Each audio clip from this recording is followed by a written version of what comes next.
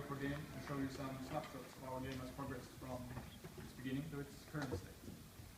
But first, I would like to introduce our talented and passionate development team, TD Games. For the last 10 weeks, Gustav and I have together with these 15 other students working this project, and we all hail from different disciplines here at the university, and has done this project as part of a course called Game Project 2. So, what is REV? Well, firstly, as you might have understood, our game, REV is our game. Secondly, REV is the Swedish word for fox. And REV puts you in the place of a boy going on a journey where he returns back to Earth from a pilgrimage to outer space. The Earth is completely empty, save for a shadowy little fox. He finds that his fox is vulnerable to sunlight, so he decides to help him, occasionally leading and following him back into his abandoned world that is strangely reminiscent of the world in the boy's memories. So there is a third-person adventure game with platforming elements, and since the fox is hurt by sunlight, the core mechanics revolve around the player taking the role as the boy and creating shadows for the fox to traverse. We're now going to show you our trailer.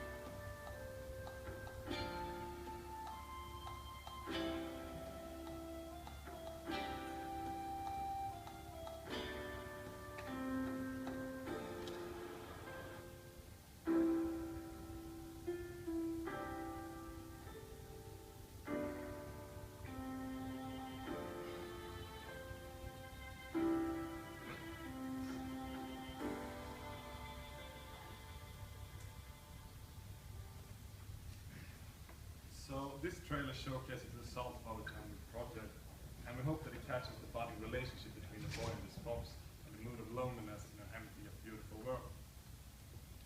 When we began this project, we set out to create a 15-minute gameplay vertical slice that showcases what could be a complete and polished game.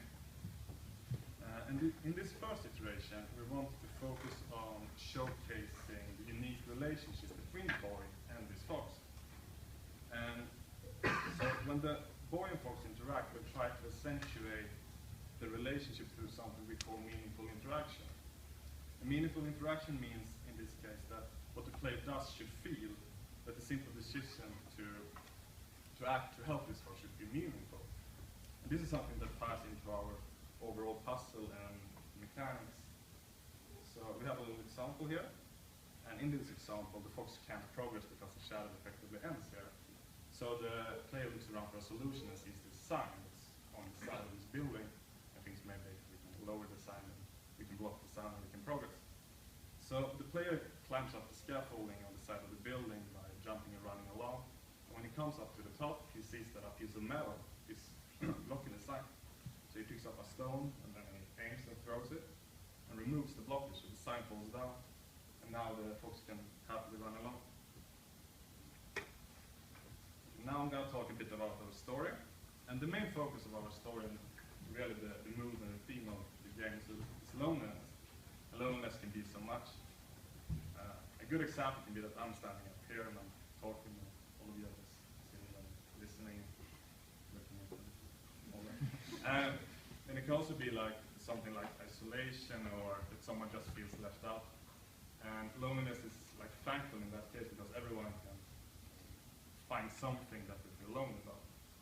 And we hope that this means that everyone can claim that as like their own journey and personal experience. As I mentioned earlier, this game focuses on this boy that comes back from this pilgrimage to an empty world, and this raises a few questions like, where has he been, and why is the world empty, who or what is this fox, and where are they going? So, a little bit of background. This kid that the story is about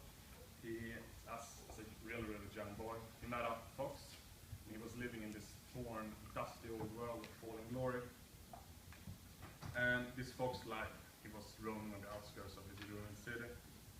And one day, the boy found an old spaceship that was left from an old age. And together with a hopeful crew, they embarked on a big journey out into space, where their goal was to find the answers. So they sailed through the edges of space, and when the game begins, the boy just comes back to Earth as the sole survivor on this expedition. We don't know what has happened up in space, and we really don't know anything except that the world is strangely like the world that they left. But this time the world is devoid of all life, save for this one single mysterious little fox. So, together, the boy and the fox goes on a journey exploring this empty world. And the boy, of course, hopes that someone is still here, so they set sight on his old childhood home. And to reach that, they must go through the ruins of this great city that's out in the desert. And what is puzzling, though, is when they start the journey, they found some small inscribed messages along walls of the city. And it seems that someone is taking the same route as them that are ahead.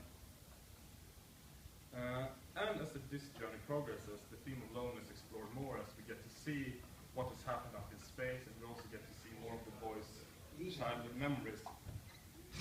And as we do this mystery why is the world empty will be explored and revealed gradually. One of our goals was to capture loneliness in a beautiful setting with a mellow but hopeful atmosphere. We did this by trying to illustrate something torn as beautiful. We didn't want the loneliness to weigh our world down, and instead focused on something that's bright and hopeful. And to further enhance this, our music focuses on loneliness without appearing unnecessarily sad. And our sound has captured the wind of a dead world, and the sounds that exist when all life is gone. We don't have birds shouting in the background. So now I'm going to put on some music to listen to, while Kim continues with some development features.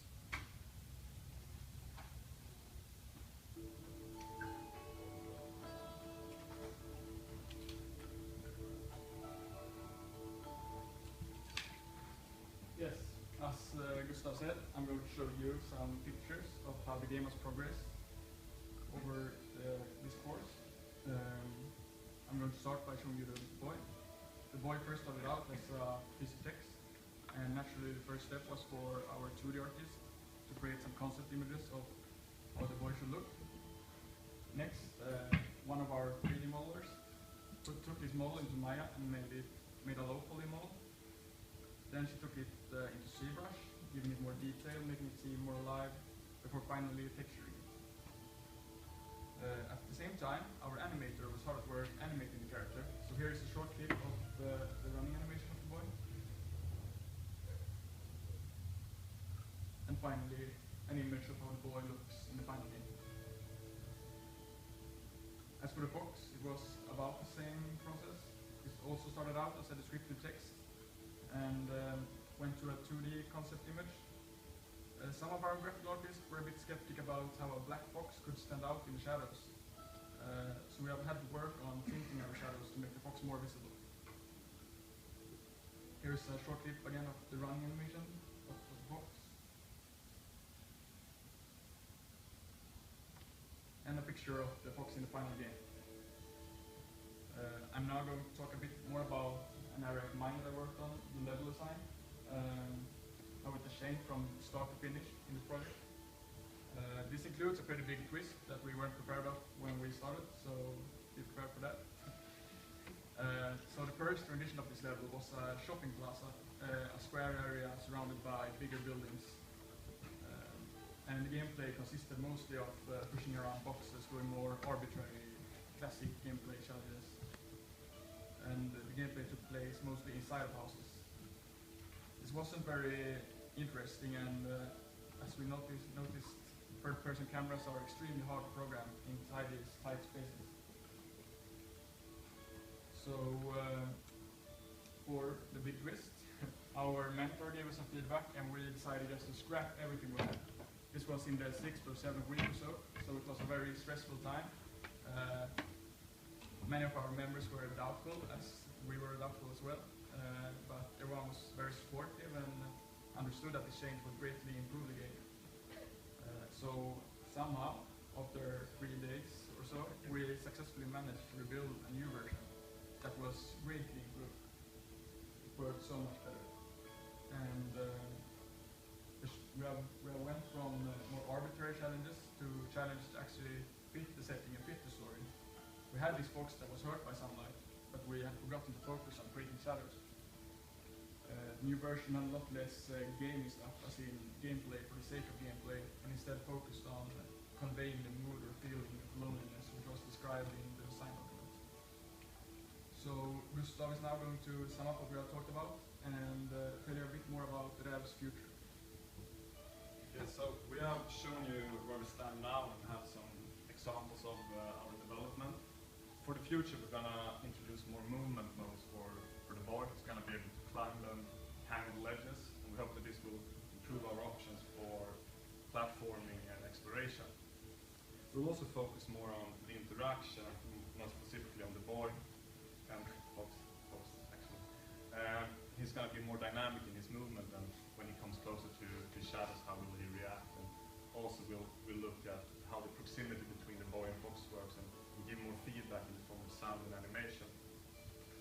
We also want to incorporate more of the narrative directly into the surrounding, and the world should tell the player its story and communicate what has happened. And we hope that this will help us focus on the dreamy atmosphere of the game rather than explicit narration. So to sum it all up, we are 17 students developing Räv. It's a 10-week project. Räv is about loneliness and meaningful interaction in a beautiful world where we chase the mystery of a boy and his memories. And during the summer, we're going to continue development on Räv, and we aim to have our next version ready for the Swedish Game Conference in early October. And I hope you'll follow our progress as we go along, and I hope you can go on Facebook and like us and follow our progress there. And if you have any questions, you're welcome to ask them now, or you can poke us outside, or we can also try our game out, which would be nice. For now, I'd like